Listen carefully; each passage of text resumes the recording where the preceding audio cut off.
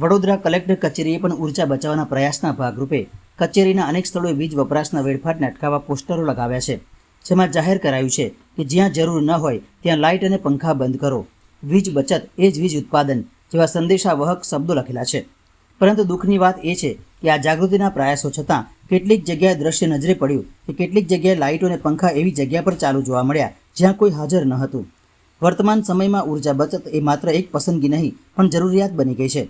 ખાસ કરીને સરકારી કચેરીઓમાં વીજળીનો વેડફાટ યોગ્ય રીતે વપરાય તે માટે પગલાં લેવા ખૂબ જ આવશ્યક છે.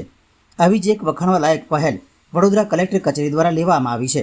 વડોદરા કલેક્ટર કચેરીના વિભિન્ન વિભાગોમાં વીજ વપરાશના વેડફાટને અટકાવવા માટે લોકોમાં જાગૃતિ ફેલાવવા પોસ્ટરો લગાવવામાં આવ્યા છે. માન્ય મુખ્યમંત્રી સાહેબ, પ્રધાનમંત્રી સાહેબ વારંવાર વીજળી બચાવવાની વાતો કરતા હોય છે. મોટા મોટા ફ્લેક્સ બેનરોથી જાહેરાતો કરતા હોય છે, ટીવી માધ્યમથી પણ જાહેરાત કરતા હોય છે. અને વડોદરા શહેર કલેક્ટરે પણ વચ્ચે અને મ્યુનિસિપલ કમિશનરે પણ જાહેરાત કરી કે કામ વગરના લાઇટ પંખા ચાલુ રાખવા નહીં.